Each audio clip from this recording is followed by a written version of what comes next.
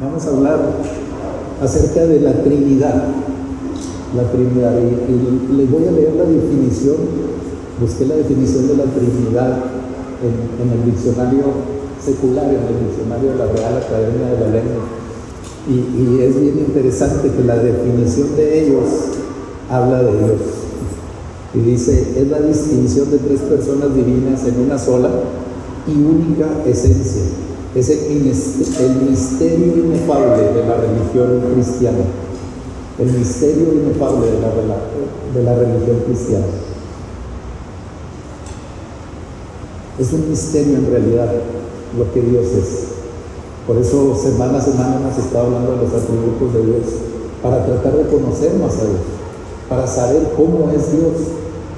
No porque queramos tener conocimiento, sino porque cuando uno ama a una persona, la quiere conocer. Y si amamos a Dios, queremos conocer cómo es Dios para saber cómo honrarlo, para saber cómo amarlo, cómo expresarle nuestro amor, para saber cómo debe de ser nuestro corazón delante de Dios.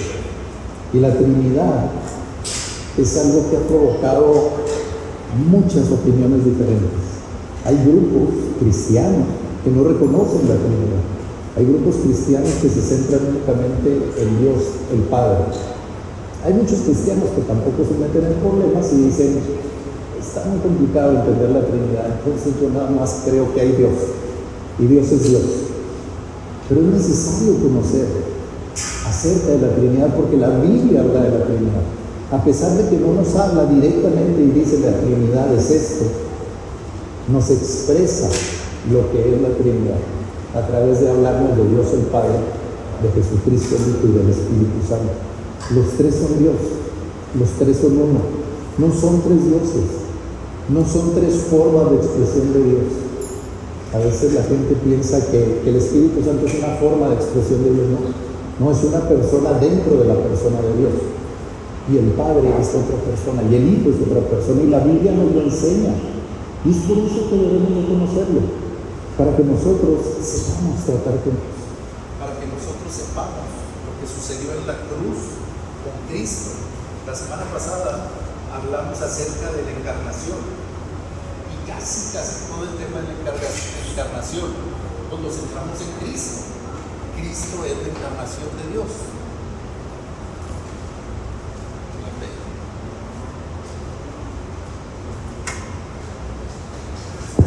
Ahora sí, plan B.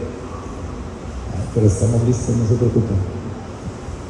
Cristo es la encarnación de Dios, y por eso la semana pasada tomamos todo el tiempo de la predicación de la semana pasada a hablar de la encarnación de Dios, porque es importante. ¿Por qué? Porque de ahí depende nuestra salvación. Si no estuviera Cristo, no seríamos salvos. Así que ahora, una parte de lo que hablamos la semana pasada nos va a ayudar a entender un poquito más acerca de la Trinidad. Y vamos a ver que la Trinidad es expresada de manera diferente en el Antiguo y en el Nuevo Testamento, pero en ambos se expresa la Trinidad. Y hay varias cosas que podemos aprender a través de la Biblia que nos revelan lo que es la Trinidad, y que nos revelan que la Trinidad es real y que hay un solo Dios. Eso es algo que al pueblo judío le ha provocado conflicto con los cristianos. Nosotros creemos que hay un solo Dios, y ese Dios es tres personas: el Padre, el Hijo y el Espíritu Santo. Para los judíos hay un solo Dios y nada más un solo Dios. Y no hay Dios Padre, Dios Hijo, Espíritu Santo. Hay un solo Dios nada más. Y por eso hay un poquito de conflicto entre los judíos y el pueblo cristiano. Pero usted no pelee con los judíos. Los judíos fue el pueblo escogido de Dios. Deje que Dios trate con ellos. A veces tomamos ideas, agarramos ciertas ideas que no debemos de tener en nuestra cabeza. Los judíos a veces los vemos duramente porque no reconocen a Jesús. Mejor ore por ellos y dele gracias a Dios, porque si ellos hubieran reconocido a Jesús, a lo mejor nosotros no hubiera abierto Dios la salvación para nosotros. ¿No habían pensado en eso? Pudiera ser que la salvación está en el corazón de Dios desde el principio para todos, pero el pueblo judío fue duro. Por eso tenemos que entender que hay un Dios Padre, un Dios Hijo y un Dios Espíritu Santo. le voy a pedir que hoy, si no es muy rápido con la Biblia, no se preocupe, vamos a ver muchos versículos porque todo lo que vamos a hablar tiene que estar basado en la Escritura, porque vamos a ver que la Escritura enseña, nos dice qué es la Trinidad y nos dice cómo podemos saber exactamente que la Trinidad es algo cierto, que es algo verdadero y que es algo que es Dios. Así que vamos a estar brincando de un versículo a otro, se los vamos a poner en la pantalla. Si no quiere buscarlo, no le hace, nomás apúntelo y lo lee ya completo en su casa, porque vamos a ir avanzando versículo tras versículo. Lo primero que vamos a ver es de Deuteronomio 6, versículos 4 y 5.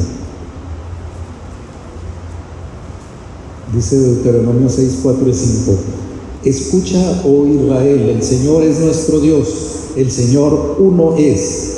Amarás al Señor tu Dios con todo tu corazón, con toda tu alma y con toda tu fuerza. Aquí nos dice la expresión, y sobre esto es donde se basa el pueblo judío para decir: hay un solo Dios, nada más. Sí, hay un solo Dios, pero aquí la palabra que está escrita como uno es la misma palabra que se usó en Génesis 2:24, cuando nos dice el Señor acerca del matrimonio y habla y dice: se unirá el hombre a su mujer y serán una sola carne. Es la misma palabra para decir que hay un solo Dios, que para decir que en el matrimonio somos una sola carne. Y en realidad en el matrimonio, aunque estamos unidos, somos una sola carne, seguimos siendo dos personas. Y ustedes nos ven y yo los veo y yo veo dos personas, pero la Escritura dice que somos una sola carne, aunque estamos representados en dos personas. Es un misterio, sí es un misterio, pero tenemos que conocer un poquito de ese misterio. Mateo 28:19 es la gran comisión y dice: id pues y haced discípulos en todas las naciones, bautizándolos en el nombre del Padre y del Hijo y del Espíritu Santo. Tanto en el Nuevo como en el Antiguo Testamento, cada vez que se nombra el nombre de Dios, se nombra en singular, no se nombra en plural. No hay una sola mención que diga los nombres de Dios, Dios Padre, Dios Hijo y Dios Espíritu Santo. Dice el nombre, y el nombre de Dios es Padre, Hijo y Espíritu Santo, como nos lo está diciendo Mateo. Así que entonces, partiendo de aquí, vamos a ver 7 cosas que la Escritura nos habla, que nos definen la Trinidad a través de la Biblia y que nos ayudan a entender que Dios es uno solo, 3 personas en uno. Y yo estoy igual que ustedes, yo sé que están abriendo los ojos así, dicen 3 en 1. Sí, no lo entiendo, pero lo creo, porque está en la Escritura, y eso es lo que vamos a ver el día de hoy. Lo primero que vamos a ver es que la Escritura nos muestra que hay una Trinidad por el uso de los pronombres en plural. En la Escritura, la redacción de la Escritura, la expresión de la Escritura nos habla de Dios en plural, pero de un Dios singular. Y vamos a ver ahora Génesis 1:26. Es la creación del hombre, y sobre este versículo hay mucha contienda y hay muchas versiones. No versiones de la Biblia, muchas versiones que tratan de explicar por qué se escribió así. Dice Génesis 1:26: y dijo Dios: hagamos al hombre a nuestra imagen, conforme a nuestra semejanza, y ejerza dominio sobre los peces del mar, sobre las aves del cielo, sobre los ganados, sobre toda la tierra, y sobre todo aquel reptil que se arrastra sobre la tierra. Dice, hay 3 expresiones ahí acerca de Dios. La primera dice: y dijo Dios. Está hablando en singular.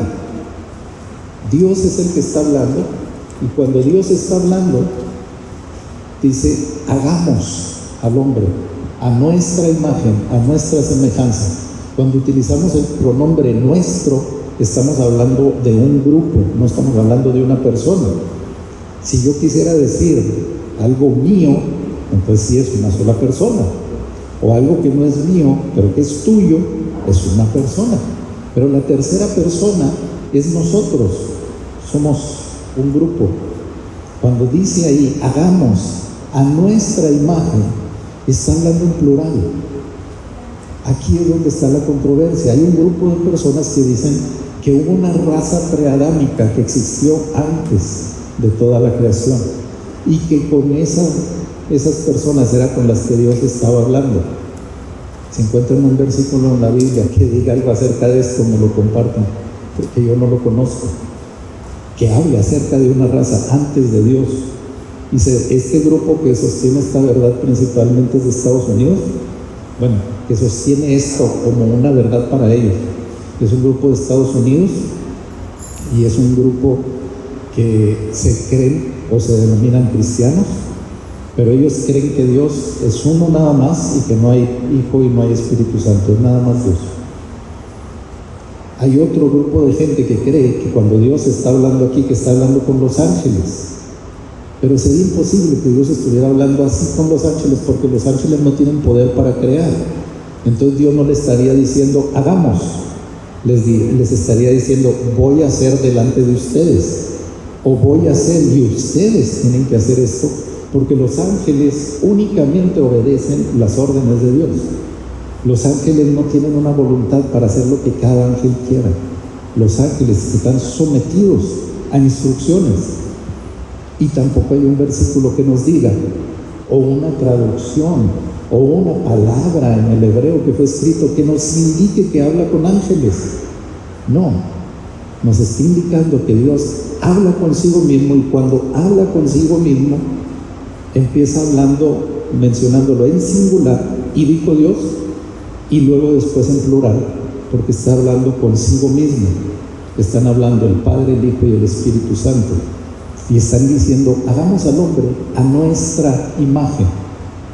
Pero si aún queremos redondear bien la idea y vemos el siguiente versículo, que es el versículo 27, vemos que nos dice Génesis 1:27, creó pues Dios al hombre a imagen suya, a imagen de Dios lo creó, varón y hembra los creó. Otra vez volvió a hablar en singular. Y dice que Dios creó al hombre y luego lo afirma. Creo que ya les he comentado esta particularidad de la Biblia, donde en el idioma hebreo se menciona una cosa 3 veces para afirmarla, ¿sí? Cuando es una afirmación, la pone el Espíritu Santo en 3 partes y dice, creó pues Dios al hombre imagen suya, a imagen de Dios lo creó, varón y hembra los creó. Está haciendo una afirmación y nos está diciendo, fue Dios el que los creó. Anímense, no venimos del chango, anímense, Dios nos creó. De veras, no es broma, no es broma. Hay gente que cree en la evolución, y yo creo que debe de ser algo triste. Imagínense, estar esperando el día de mañana, ¿qué me voy a convertir? El día de mañana evolucionaré y sería un chango, y luego ya después le agregaron que no changos, que en insectos, en ciertos reptiles. Algunos yo creo que más le tiramos para reptil que para otra cosa, pero no se preocupe, no va a evolucionar. Nacemos y morimos como humanos porque fuimos creados como humanos, y no fuimos creados por casualidad. Este versículo nos habla que Dios con propósito nos creó y dice, hagamos al hombre. No dice, vamos a ver qué resulta de aquí, o vamos a ver qué sucede después de esto. Dios con propósito inició la creación del hombre, y le inició con la Trinidad. Inició diciendo, hagamos al hombre a nuestra imagen, a nuestra semejanza. ¿Quieren otro ejemplo de dónde se habla en plural de Dios en Génesis? Vamos a ver Génesis 11:4-7. Aquí ya no está hablando de la creación, aquí vamos a ver la historia de la creación, pero de la Torre de Babel. Cuando el hombre, queriendo llegar hasta el cielo, queriendo alcanzar a Dios, el hombre quiere construir algo maravilloso, algo así grande, majestuoso, y casi con la idea de llegar a Dios, porque querían hacer la torre tan alta que pensaban que con una torre alta iban a llegar hasta el cielo. Dice de Génesis 11:4-7, dijeron vamos, edifiquémonos una ciudad y una torre cuya cúspide llegue hasta los cielos, y hagámonos un nombre famoso, para que no seamos dispersados sobre la faz de la tierra. Y el Señor les envió para ver la ciudad y la torre que habían edificado los hijos de los hombres. Y dijo el Señor: he aquí son un pueblo, y todos ellos tienen la misma lengua. Y esto es lo que han comenzado a hacer, y ahora nada de lo que se propongan hacer les será imposible. Vamos, bajemos, y ahí confundamos su lengua, para que nadie entienda el lenguaje del otro. Al principio dice: y el Señor descendió para ver la ciudad y la torre que el hombre estaba haciendo. ¿Y qué habían dicho los hombres? Vamos a hacer una torre y vamos a hacernos un nombre famoso para que no seamos dispersados.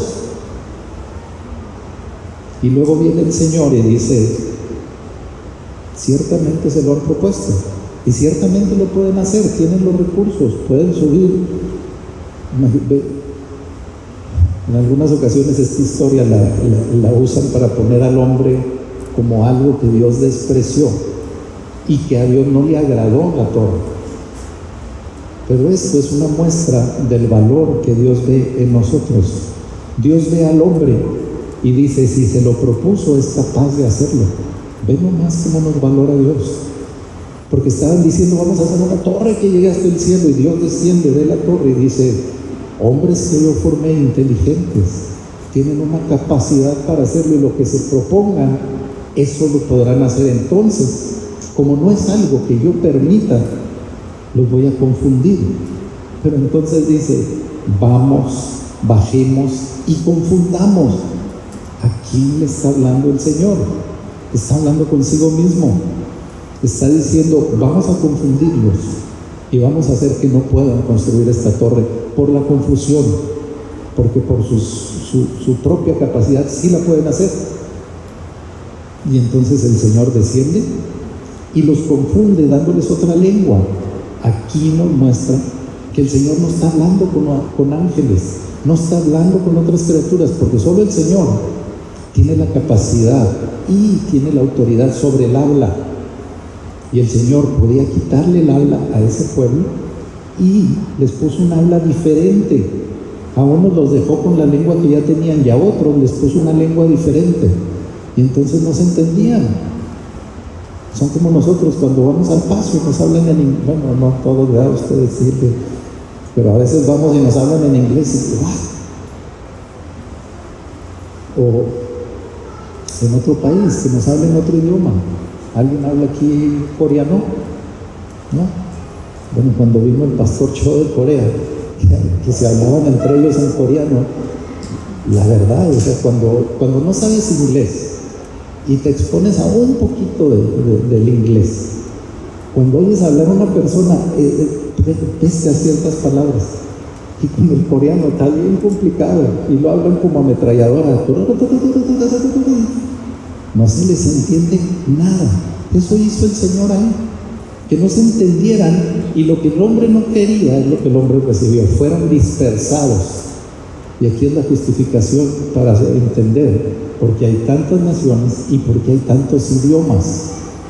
De esos idiomas no se quedaron con ese idioma, esos idiomas fueron siendo adaptados y surgieron más idiomas, y se volvió más complicada la cosa. Y nunca el hombre pudo construir una torre que llegara hasta los cielos, hasta el día de hoy. Las torres gemelas eran altas y no llegaron hasta los cielos. La torre Eiffel es alta, la Estatua de la Libertad es alta y no llega hasta los cielos. Pero aquí lo importante es que Dios dijo: confundamos. Está hablando entre ellos, Dios Padre, Dios Hijo y Espíritu Santo. Y si se fijan, el pasaje no nos dice: y descendió el Espíritu Santo e hizo que se confundieran. No, dice que los tres bajemos, vamos y confundamos. Dios, porque al final, al principio está hablando y dice: y el Señor descendió para ver la ciudad. Y luego en el versículo 6 dice: y dijo el Señor es quien está haciendo esto. Así es que podemos ver en la Escritura, nos enseña que cuando se refiere al Señor nos habla en singular para referirse a Dios, y Dios a sí mismo se refiere en plural para que entendamos que está hablando consigo mismo y que es una expresión de la Trinidad. La segunda cosa que nos enseña la Biblia de la Trinidad es que nos muestra la singularidad y la unidad de cada una de las personas de la Trinidad. Cada una de las personas es una. Quiere decir que Jesús es Dios, pero no es el Padre. Es uno mismo con el Padre, pero el Padre no es el Hijo y el Hijo no es el Padre, y el Espíritu Santo no es el Hijo y el Hijo no es el Espíritu Santo. Son uno, sí, pero no son el mismo. Son personas singulares, unidas en una sola, es Dios. Vamos a ver Juan 10, 28 al 31. Espero que no los esté perdiendo con esto. Sean pacientes, son 7 cosas que vamos a ver, y cuando lleguemos a la séptima, si no entendimos, vamos a creer de perdido. Dice Juan 10, 28, 31. Y yo les doy vida eterna y jamás perecerán, y nadie los arrebatará de mi mano. Les está hablando Jesús a los discípulos. Y luego dice en el versículo 29, mi Padre que me los dio es mayor que todos, y nadie los puede arrebatar de la mano del Padre. Yo y el Padre somos uno. Y el versículo 31 dice, los judíos volvieron a tomar piedras para apedrearle. Qué fuerte declaración está haciendo aquí el Señor. Dice, yo y mi Padre uno somos.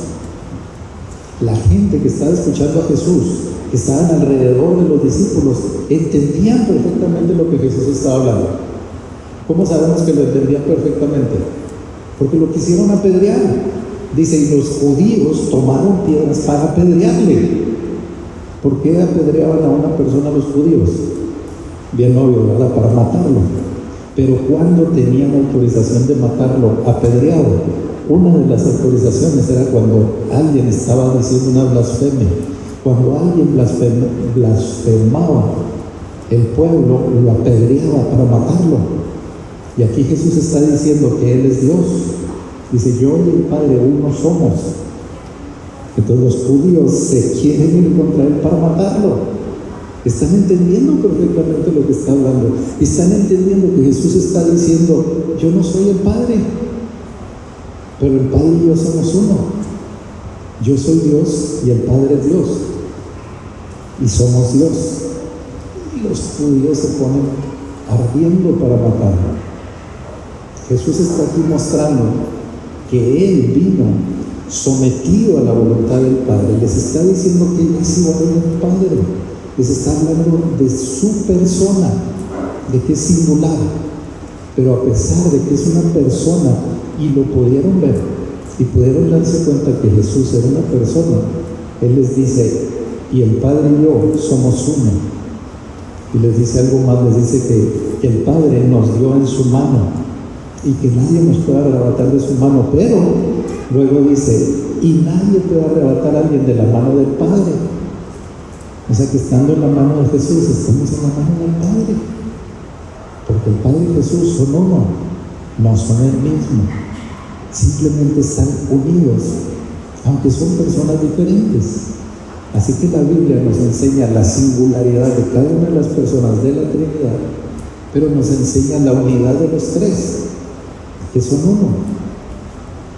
La tercera cosa es que la Trinidad se define cuando cada una de las personas que le integra, la Biblia lo llama Dios. La mayoría de la gente, si a una persona le decimos que Dios es el Padre, es el concepto más aceptado. La gente escucha a Dios y piensa en Dios el Padre. De hecho, mucha gente tiene el concepto de Dios del viejito buena onda, del viejito que nos habla, del viejito que nos... porque tienen el concepto de un Dios como Padre. Y sí, Dios es Padre, pero es más fácil demostrar en la Escritura que Jesús es Dios, a demostrar que el Padre es Dios. Busquen los versículos que hablan en la Escritura de Dios el Padre y se van a encontrar, yo creo, con no más de 11 versículos en toda la Escritura, y no van a hallar uno en el Antiguo Testamento, los van a hallar en el Nuevo Testamento, y la mayoría de ellos los van a hallar en las cartas de Pablo, que dice al Dios y Padre de nuestro Señor Jesucristo. Y cuando está refiriéndose en la salutación o en la despedida, o cuando está dando exhortación a los que les está escribiendo la carta, y dice: demos gracias a Dios, el Dios y Padre de nuestro Señor Jesucristo. Son los versículos que más hablan del Padre, pero de Jesús encontramos muchos versículos. Vamos a ver dos acerca del Padre. Juan 6:27. Y les voy a mencionar dos de los evangelios para que vean que Jesús mismo dijo que el Padre era Dios.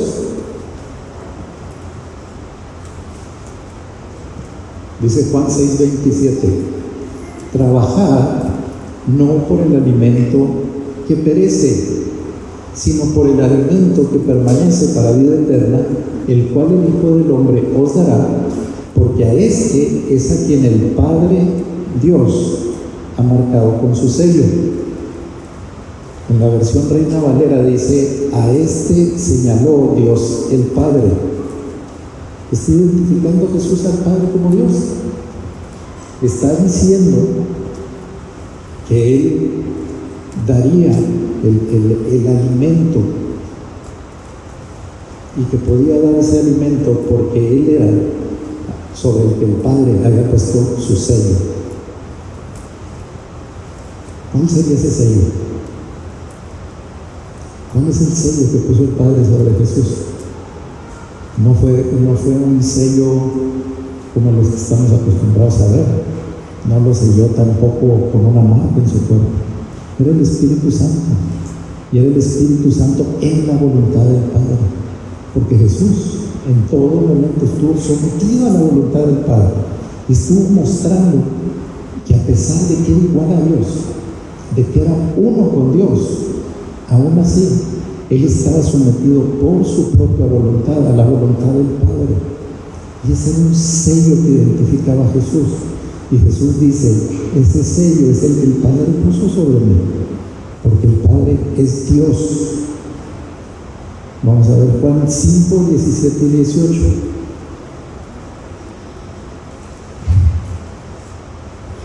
En este pasaje Jesús está contendiendo, más bien los judíos están contendiendo con Jesús por haber hecho algo en el día de reposo. Y Jesús le responde, dice: pero Él le respondió: hasta ahora mi Padre trabaja y yo también trabajo.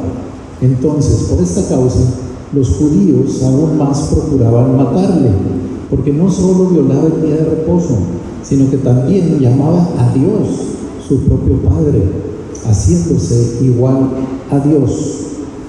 Y otra vez podemos ver que los judíos lo querían matar, y lo querían matar por las declaraciones que hacía Jesús. ¿Y cuáles declaraciones hacía Jesús? Que Dios era su Padre. Y a lo mejor, si queremos saber si Jesús es Dios, pues es una conclusión lógica pensar: si Jesús decía que su Padre era Dios, pues Jesús era Dios, el Hijo de Dios. Sí, es una conclusión válida, pero esa conclusión nos da una idea de que Jesús era menor al Padre. Porque nosotros como padres vemos a nuestros hijos y no son menos que nosotros, pero son menores a nosotros. Tenemos cierta autoridad, tenemos un poquito más de experiencia acumulada, no edad, experiencia acumulada. Y eso nos hace un poquito mayores a nuestros hijos, pero con el Padre eso no pasa. El Padre y Jesús son uno, y son iguales en posición, pero diferentes como personas. Así es que Jesús nos está enseñando: el Padre y yo uno somos, y el Padre es Dios. Por eso los judíos querían matarlos.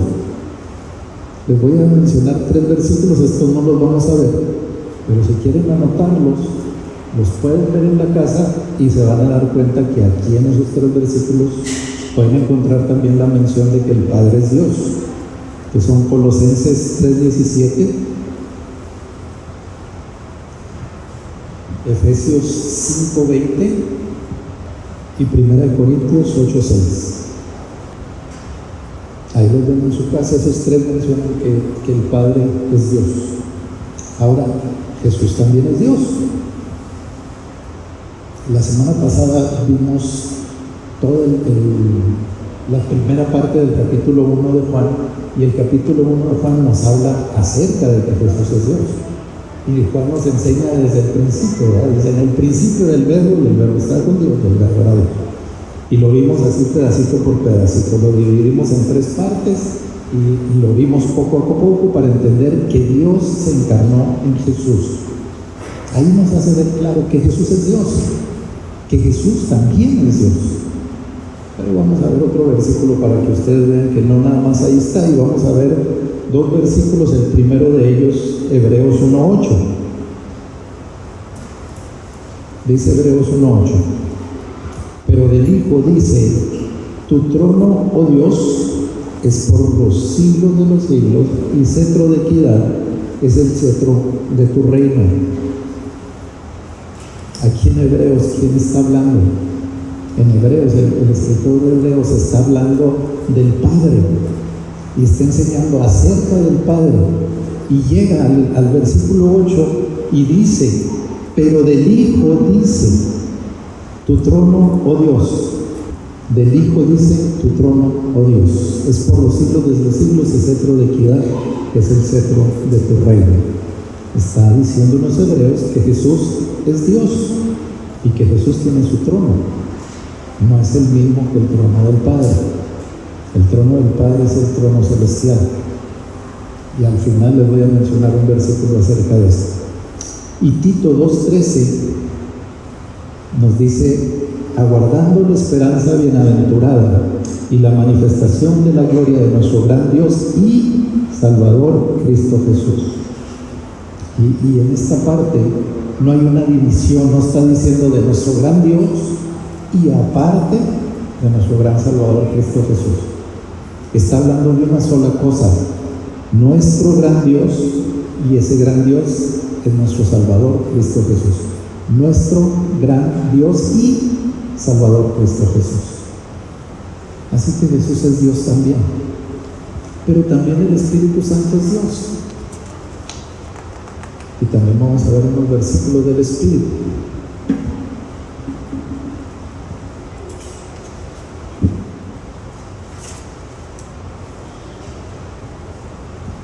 Y aquí en el Espíritu Santo es importante hacer hincapié más que en nosotros, en las otras dos personas de la Trinidad, en Dios y en Jesús. La mayoría vemos al Espíritu Santo como una fuerza, como un poder, como una manifestación. Y lo vemos, por ejemplo, en la creación, y dice: y el Espíritu de Dios se movía sobre la faz de las aguas. Entonces nosotros, o bueno, si no le pasa a usted, a alguna gente le pasa, piensan que el Espíritu Santo es nada más una fuerza mediante la que Dios obra, y que Dios manda el Espíritu Santo para cumplir algo, que el Espíritu Santo regrese y nada más. Para los cristianos esto no puede ser cierto. El Espíritu Santo es nuestra base para la salvación, porque Jesús prometió que el Espíritu Santo sería enviado por el Padre, que sería el gran consolador y que estaría con nosotros y en nosotros, y que el Espíritu Santo es el que haría la obra de salvación en nosotros. Ninguno de nosotros podemos ser salvos por nosotros mismos. Cuando nosotros recibimos a Cristo fue porque el Espíritu Santo nos reveló que Jesús es el Mesías, y enfrentados a esa verdad nosotros creímos. Y entonces fuimos llenos del Espíritu Santo. Y la gente lo ve también porque ve el día de Pentecostés. Y en el día de Pentecostés se reparten las lenguas sobre todos los que estaban reunidos y empiezan a hablar en otras lenguas. Y la gente dice: ¿cayó el Espíritu Santo? Sí. Pero piensa que vino el Espíritu Santo como una fuerza que trajo las lenguas para todo el mundo, que era algo obrando así nada más, como si nos hubieran conectado a la electricidad. Y muchas veces usamos el ejemplo de la electricidad para hablar del Espíritu Santo, que no la vemos, pero ahí está el poder. Agárrense los cablecitos y verán. ¿No se han dado un buen toque con electricidad? No la ve uno. No es como que uno, como el calor que dice uno, ay, ves la llama y no acercas la mano. En la electricidad ni cuenta te das y agarras algo que está electrificado. Te quedas ahí un ratito pegado. Ya se acordó mi esposa porque sí, así se pega uno. Y pensamos que el Espíritu Santo es eso, es simplemente una corriente. No. Cuidado. ¿Cuál es el pecado más grave descrito en la Biblia? La blasfemia contra el Espíritu Santo. ¿Por qué? Porque no lo podemos despreciar. Porque no podemos considerar que el Espíritu Santo no es Dios. Porque no puedo considerar que el Espíritu Santo es algo que yo puedo mover a mi antojo. Cuando nosotros oramos, en ocasiones queremos mover a Dios a nuestro antojo. Y yo digo, yo declaro, yo hablo, yo decreto. Nuestro corazón tiene que ser humilde ante Dios y decir: Señor, envía tu Espíritu, porque el Espíritu es el que hace. Si estás orando por alguien que no conoce a Cristo, tú oras para que el Espíritu Santo venga, le traiga la revelación del Mesías y esa persona se convierta. Si una persona está enferma, tú no oras ordenándole a Dios que la sane. Oramos en la voluntad de Dios de que es nuestro anhelo que Dios lo sane, pero que envíe su Santo Espíritu para sanarlo, para traer fortaleza a ese cuerpo, para que nuestro cuerpo pueda agarrar ese orden en el que Dios nos creó. Pero cuidado, no menospreciemos al Espíritu Santo. Sin el Espíritu Santo tampoco hay salvación. Y nosotros pensamos, la salvación viene de Cristo Jesús. La salvación viene del Padre, viene del Hijo y viene del Espíritu Santo. Y sin uno de esos tres no hay salvación. Así es que no pensemos que el Espíritu Santo es menos. El Espíritu Santo es Dios. No solamente es el obrar y el mover de Dios. El Espíritu Santo es Dios completamente. ¿Y por qué debemos de tener cuidado? Porque yo no quisiera caer muerto por mentirle al Espíritu Santo. Y dices: ay, ¿a poco sí pasa? Sí pasa. Ustedes piensan que lo que sucedió en la Biblia, ahí se quedó y ya no puede pasar. No, lo que sucedió en la Biblia te puede pasar a ti también. Y Ananías y Zafira mintieron al Espíritu Santo. Vamos a ver Hechos 5, 3 y 4. Dice Hechos 5, del 3 al 4. Mas Pedro dijo: Ananías, ¿por qué ha llenado Satanás tu corazón para mentir al Espíritu Santo y quedarte con parte del precio del terreno? Mientras estaba sin venderse, ¿no te pertenecía? Y después de vendida, ¿no estaba bajo tu poder? ¿Por qué concebiste este asunto en tu corazón? No han mentido los hombres, no has mentido a los hombres, sino a Dios. Wow. Primero le dice Pedro: mentiste al Espíritu Santo. ¿Por qué concebiste esto en tu corazón? Y esa expresión de Pedro nos debe de hacer entender el pecado. El pecado no es cuando nosotros estamos ya todos embarrados en lo que hicimos. Pedro le está diciendo: ¿por qué lo concebiste en tu corazón? Los pecados empiezan en nuestro corazón. Por eso Jesús dijo: aún el que mira a la mujer y la codicia en su corazón, ya pecó. Y dice: caramba, entonces por la vista, no nada más por la vista, es por la codicia de nuestro corazón. Y aquí Pedro les está diciendo, y hay que entender el contexto, porque a lo mejor ahorita vender un terreno no representa, para nosotros vender un terreno no representa lo que representó para esta pareja. Cuando alguien se convertía, no solamente asistía a la iglesia, los que se convertían se iban a vivir con los cristianos, formaban parte del nuevo grupo y todo lo que tenían venían y lo traían a los pies de los discípulos para que fuera repartido a los pobres y para que los discípulos lo administraran y sostuvieran a toda la gente que componía la comunidad. Y ahora la gente se queja por el diezmo es del 10%. Y dicen, es que en la Biblia, en el Nuevo Testamento no está el diezmo. Cuando te digan, en el Nuevo Testamento no está el diezmo, enséñanos a buscar bien si viene el diezmo.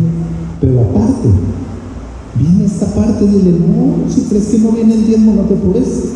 Tú como Ananías, ve y vende todo, lo traes a la iglesia y luego ya te quedas bien conforme. El vender un terreno era darlo todo por el Señor, porque se estaban convirtiendo al Señor y todos sus bienes los entregaban para el Señor. Y luego venían a los discípulos y les decían, esto es todo lo que tengo. No entendemos nosotros esa referencia. Ahora cuando nosotros, la gente se convierte, decimos, ay, es que recibió a Cristo en su corazón. Y uno se queda muy contento y recibí a Cristo en mi corazón. Eso es algo muy bonito. Y es algo como hemos llegado a entender la interpretación de la salvación. Pero cuando tú recibes a Cristo, o le entregaste todo, o no funcionó de nada. O le entregaste tu cuerpo, tu mente y tu corazón, o tú no eres cristiano. No es nada más la sensación bonita, o el que el pastor habló, o el que está cantando, o el que estaba compartiendo, y me sentí muy bien, y dejo entrar a Cristo en mi corazón. O le entregas todo completamente, o no fuiste salvo. Por eso dice, amarás al Señor tu Dios con toda tu alma, con toda tu mente y con todo tu corazón. Eso tiene que ser la salvación, y por eso Ananías cayó muerto ahí. En ese mismo momento le dice Pedro, por no han mentido a los hombres. O sea, le dice, el terreno era tuyo. Y si lo vendiste, todo lo que tenía, lo que obtuviste, era tuyo. ¿Por qué vienes y me dices que lo vendiste en 5? Si el Espíritu Santo sabe que lo vendiste en 10. El problema no es ni tu terreno, ni tu dinero, ni cuánto lo vendiste. El problema es que mentiste, queriéndote burlar del Espíritu Santo. Y le aclara, y el Espíritu Santo es Dios. ¡Pum! Cayó muerto. ¿Te imaginas que ahora cayeran muertos por mentir? No se sientan mal, pero no había nadie aquí. Todos hubiéramos quedado en la semana, porque no me digas que no dijiste una mentira esta semana. Todos pecamos. Y a veces la mentira hasta es llegando al trabajo. Y es que se me hizo tarde por esto y esto. Se te hizo tarde porque te levantaste más tarde hoy. ¿Te imaginas que a ese grado llegara nuestro amor por el Señor para estar dispuestos a morir por una mentirita? No desafiemos al Espíritu Santo. No querramos hacer una cosa en lo oculto y otra cosa acá donde nos ven. No querramos hacer una cosa con nuestras manos y otra con nuestro corazón. No querramos decir, pasó esto y pasó otra cosa. Nuestro corazón tiene que ser limpio y puro en todo completamente, en el dinero, en nuestro tiempo, en nuestra casa. No estoy diciendo que mi corazón es que caigan muertos, no, claro que no. Mi corazón es que sean limpios y puros para Dios, y que amemos al Señor con toda nuestra alma, con toda nuestra mente y con todo nuestro corazón, y valoremos que el Espíritu Santo es Dios. Así es que el Padre es Dios, el Hijo es Dios y el Espíritu Santo es Dios. Les voy a dar 3 escrituras también ahí de tarea, que es 1 Corintios 2, 10 y 11.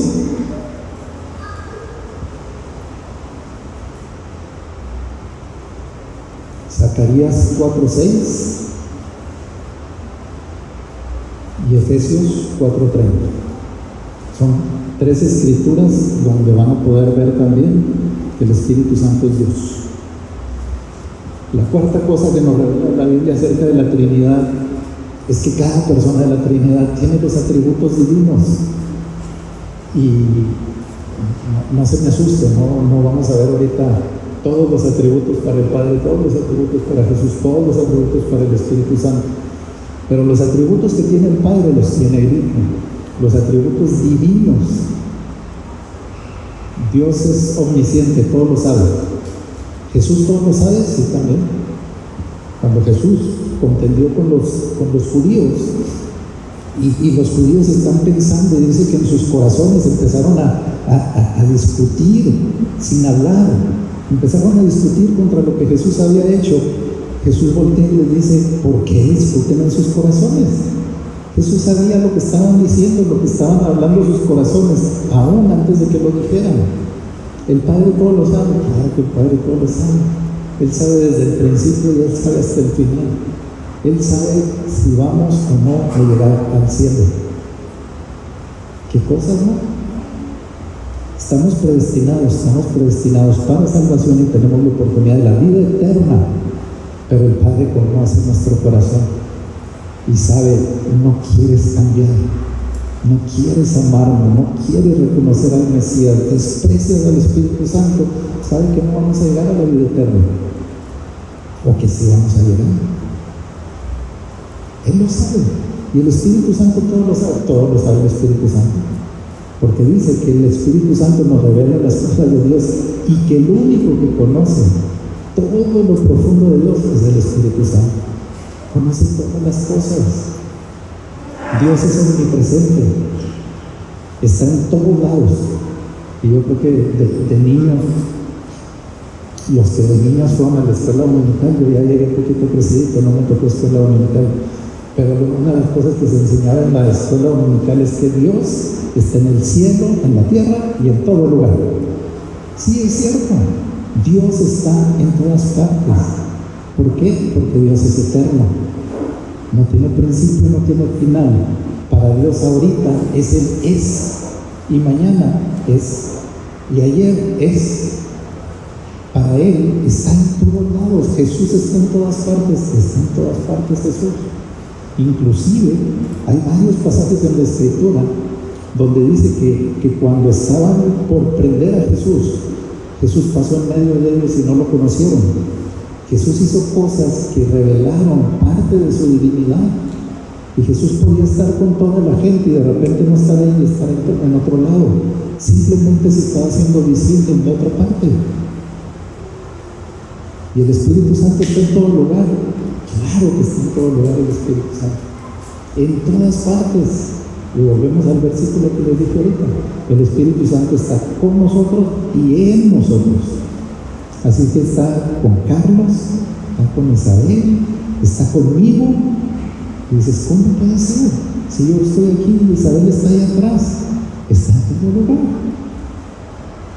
Nomás les voy a dar un ejemplo de cada uno, de que el Padre es eterno, el Hijo es eterno y el Espíritu Santo es eterno. El Salmo 92 dice: antes que los montes fueran engendrados y nacieran la tierra y el mundo, desde la eternidad y hasta la eternidad, tú eres Dios. Wow.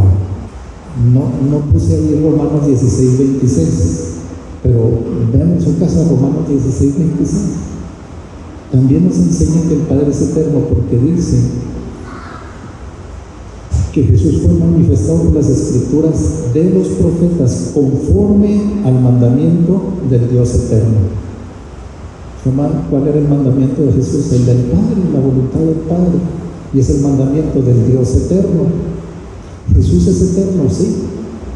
Juan 8, 56 al 59 dice: vuestro padre Abraham se regocijó esperando ver mi día, y lo vio y se alegró. Por esto los judíos le dijeron: ¿aún no tienes 50 años, ya has visto a Abraham? Jesús les dijo: en verdad os digo, antes que Abraham naciera, yo soy.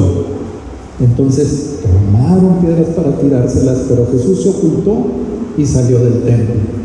Otra vez los judíos juntando piedras.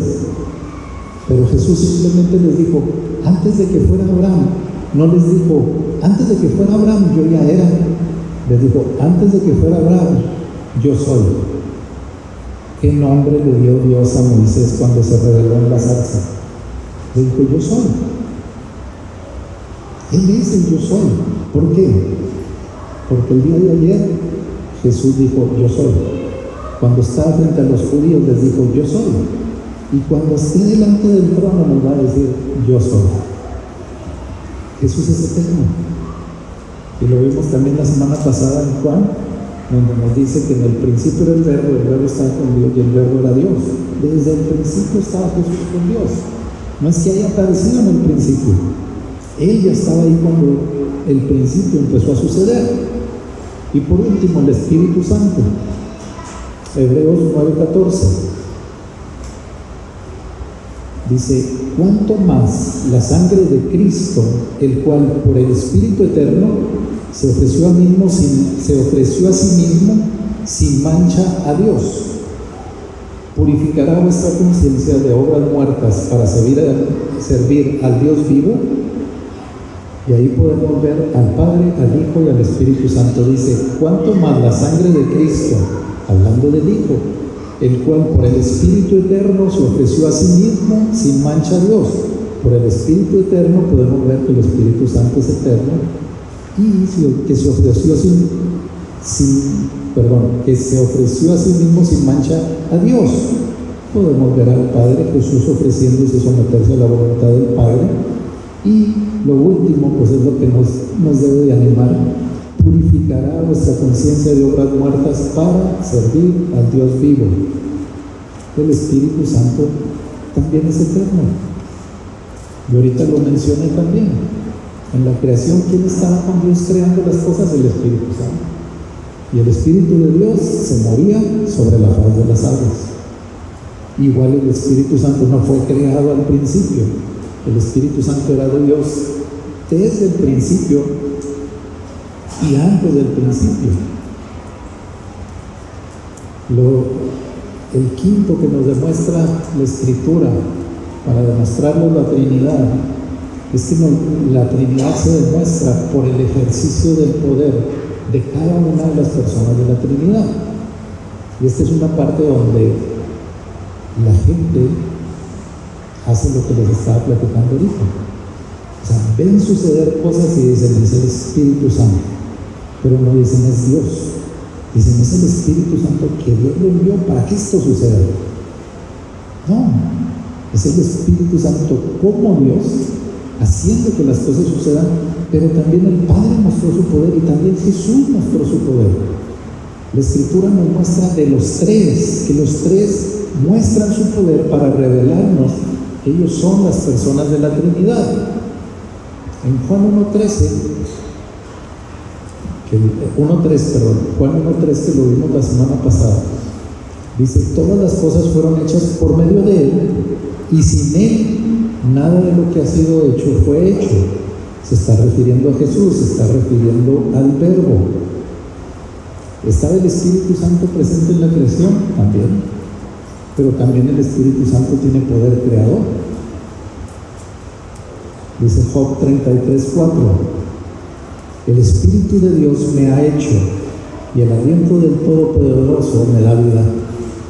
El Espíritu Santo me ha hecho. ¿Saben a qué se está refiriendo Job? A la creación de Adán. ¿Cómo fue creado Adán?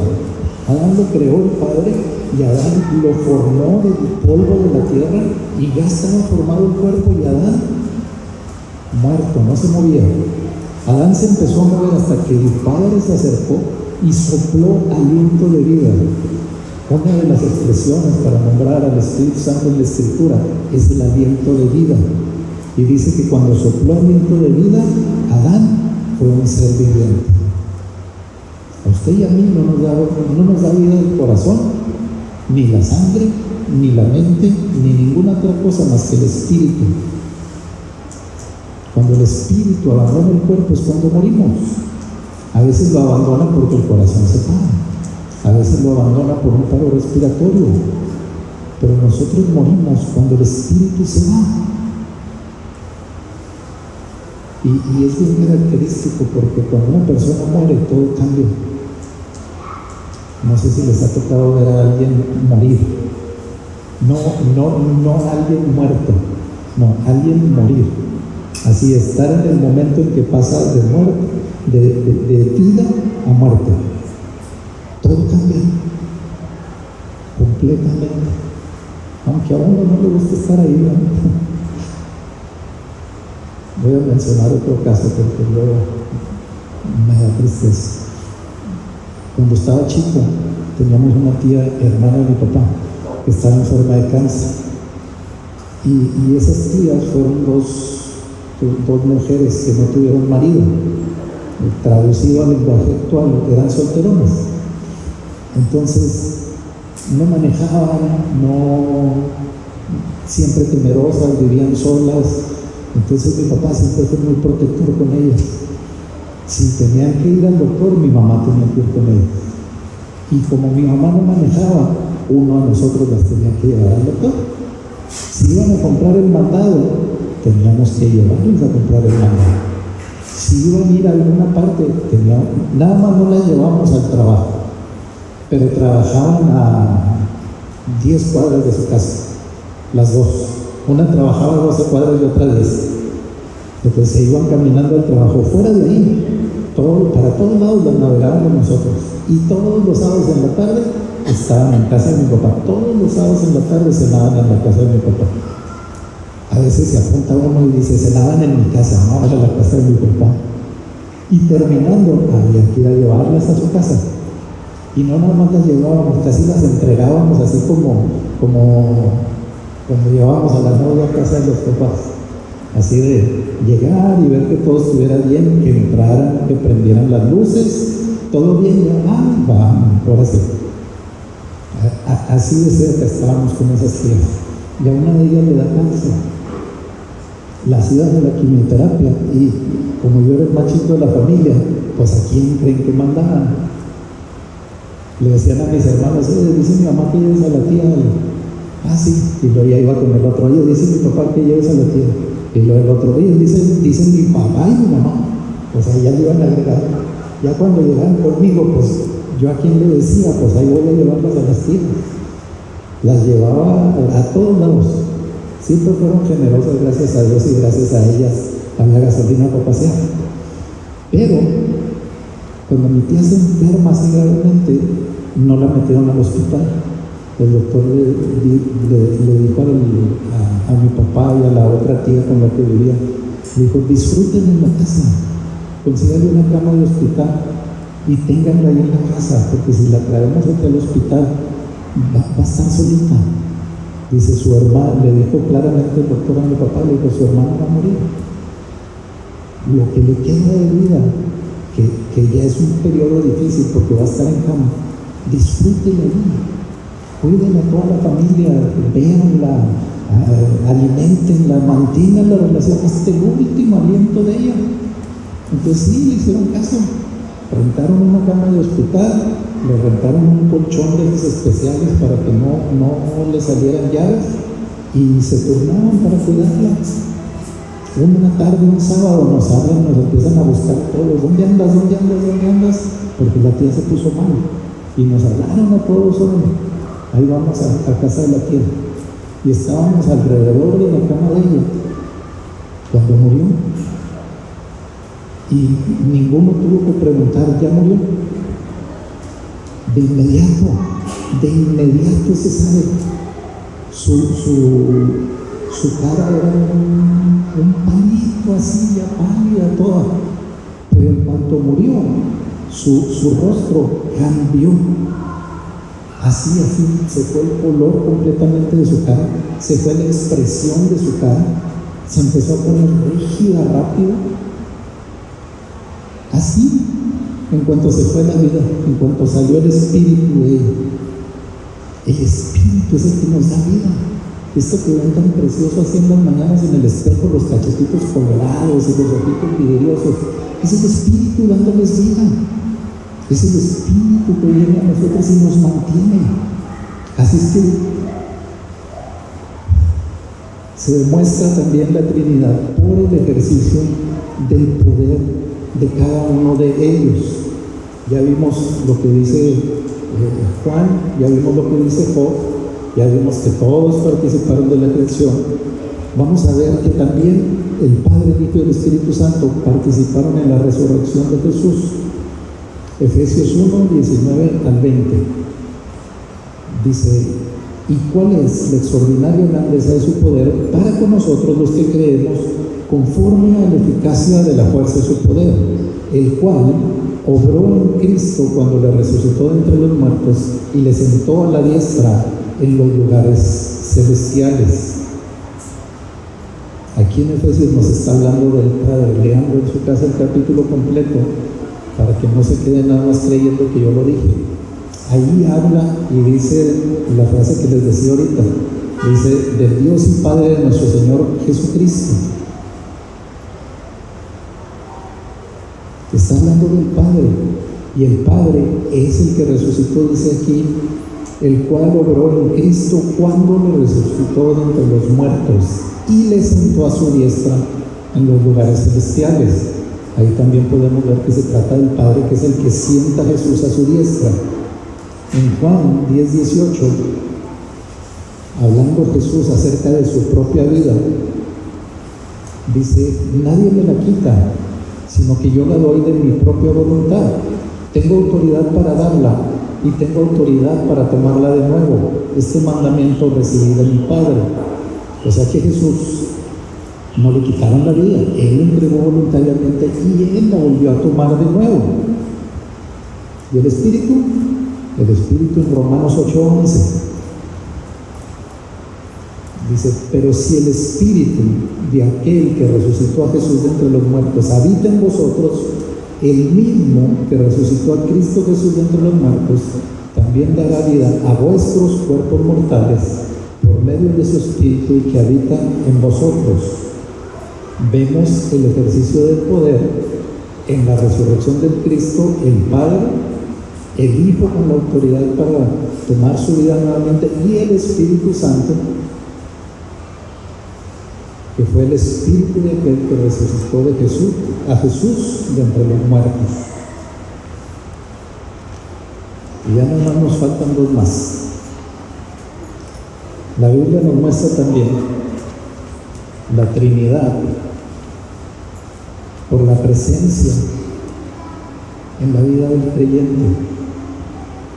Cuando decimos recibimos a Jesús, ¿quién es el que entra en nuestra vida? ¿Jesús? ¿Nada más Jesús? ¿O es el Espíritu Santo? ¿Nada más el Espíritu Santo? ¿El Padre no tiene que ver? Los tres, entre el Padre, entre el Hijo y entre el Espíritu Santo. Y no lo digo yo, por eso les dije, vamos a ver muchos versículos. Juan 14, 16 al 18. Dice: y yo rogaré al Padre y Él os dará otro consolador para que esté con vosotros para siempre. Es decir, el Espíritu de verdad, a quien el mundo no puede recibir, porque ni le ve ni le conoce, pero vosotros sí le conocéis, porque mora con vosotros y estará en vosotros. No os dejaré huérfanos, vendré a vosotros. Es interesante, ¿verdad? Que va a enviar el Espíritu Santo, será el Consolador, vendrá a nosotros y estará con nosotros, y al final les dice Jesús: pero no los dejaré huérfanos, vendré a vosotros. Entonces el Espíritu Santo y es Jesús que viene a nosotros. Son los dos. Juan 14:20. Juan 14:20 dice: en ese día conoceréis que yo estoy en mi Padre y vosotros en mí y yo en vosotros. Jesús nos está confirmando que Él está en nosotros, Él está en el Padre y nosotros estamos en Jesús. Juan 14:23. Y en esto creo que esta secuencia de versículos nos lleva a entender el versículo 23. Dice: Jesús respondió y le dijo: si alguno me ama, guardará mi palabra, y mi Padre lo amará, y vendremos a Él, y haremos con Él morada. Y fíjate lo bonito, Jesús no dice: vendremos temporalmente a ti, dice: haremos morada. significa estableceré una casa, estableceré un hogar donde vamos a permanecer. ¿Y quién va a permanecer? El Espíritu, el Hijo y el Padre. ¡Wow! Y esto, llegando aquí hasta este sexto punto, ahora podemos entender lo que vimos al principio. Podemos entender que los tres son uno. Ahora podemos entender que los tres tienen una personalidad cada uno, que son diferentes entre sí, pero son uno mismo en Dios. Ahora podemos entender que la obra de la salvación está en los tres, en el Padre, en el Hijo y en el Espíritu Santo. Y ahora podemos entender que esos tres vienen a nosotros. ¿Para qué esos tres vienen a nosotros? Para traer salvación, obviamente. Pero una vez que sucede el proceso de salvación, ¿qué es lo que la Biblia nos enseña de la Trinidad en nuestra vida? La Biblia nos enseña la unidad de los creyentes a través de la Trinidad. Muchas veces decimos, somos uno en Cristo, ¿sí o no? Pero volteamos y vamos a la iglesia y decimos, no somos uno en Cristo. Somos muchos, cada quien en su rollo. Y decimos, es que somos bien diferentes. Sí. El Padre es el Dios de las diferencias. Siempre decimos, Dios es el Dios de la segunda oportunidad y de la tercera y de la cuarta. No me estés tentando. Decir que Dios es el Dios de la segunda oportunidad es resignarnos, perdónenme, no voy a la palabra, y resignarnos a pecar. Es decir, Dios es el Dios de la segunda, tercera, cuarta, quinta oportunidad. Sí, pero la Escritura dice, no tentarás al Señor tu Dios. Más te está quedando. Y finalmente, no del tema, finalmente en esto del pecado, quien decide si pecas o no, eres tú. Ya no le echamos la culpa al diablo, el diablo nada más tienta, el diablo nada más te está tratando de fastidiar, de hostigar, pero el que decide si pecas o no, eres tú. Pero para eso el Padre nos puso en una comunidad, en una unidad. Así como la Trinidad es uno, la iglesia tiene que ser uno. Y no estoy hablando nada más de nosotros como iglesia. Sí, nosotros tenemos que ser uno. A pesar de que pensemos diferente, a pesar de que no nos pongamos de acuerdo, no dijo Dios que teníamos que estar de acuerdo. Dijo que teníamos que ser uno, porque Él es uno con nosotros. Tenemos que ser uno aunque no estemos de acuerdo. Tenemos que ser uno aunque seamos diferentes. Tenemos que ser uno aunque tengamos cosas tan diferentes como nuestro pensamiento, nuestra forma de hablar, nuestro color de piel, nuestras costumbres, nuestras tradiciones. Tenemos que ser uno en Cristo. Y con las demás iglesias también. Ten mucho cuidado de lo que hablas de las demás iglesias. Ten cuidado. Y más, si lo hablas en las redes sociales. Las redes sociales no son para pelear con los demás cristianos. Si quieres usar las redes sociales, úsalas y aprovéchalas para testificar. Y si un hermano está equivocado y tienes que ir a decírselo en persona y delante de dos testigos, no para acusarlo, sino para levantarlo si es que acaso está caído. Qué diferente a lo que vivimos. Vemos algo y en las redes sociales, métete a las redes sociales. Y los que más se tiran son cristianos contra cristianos. Porque aquel dijo, porque no dijo, porque sí, puede ser que esté en el error. Pero deja que su autoridad lo discipline. Si es que tú no tienes cercanía con esa persona, si es alguien cerca de ti, si es alguien que conoces, ve y pregúntale, ¿por qué publicaste eso? Ahora, no todas las redes sociales son cínicas. Las redes sociales no se hicieron para publicar la verdad. Las redes sociales se hicieron para que la gente publique lo que le da la gana. Y si alguien publica una mentira, las redes sociales no lo pueden censurar. Las redes sociales son para publicar lo que uno quiera publicar. Así es que como iglesia tenemos que entender que la Trinidad se manifiesta para nosotros, para revelarnos la unidad espiritual de los creyentes. Juan 17, del 20 al 23. Y ahora sí, ya vamos al final. Dice: mas no ruego solo por estos, refiriéndose a los discípulos, a los que estaban enfrente de él, sino también por los que han de creer en mí por la palabra de ellos, para que todos sean uno, como tú, oh Padre, estás en mí y yo en ti, que también ellos estén en nosotros, para que el mundo crea que tú me enviaste. La gloria que me diste les he dado, para que sean uno, así como nosotros somos uno, yo en ellos y tú en mí, para que sean perfeccionados en unidad, para que el mundo sepa que tú me enviaste, que los amaste tal como me has amado a mí. La razón que nos hace ser uno es que tenemos la vida de Dios en nosotros. No somos uno porque pensamos iguales, no somos uno porque vamos en el mismo camino, somos uno porque vamos hacia el mismo camino de la vida eterna, porque tenemos la vida de Dios y tenemos que vivir como uno, amándonos los unos a los otros. Jesús dijo: en esto conocerán que sois mis discípulos, en que os améis los unos a los otros.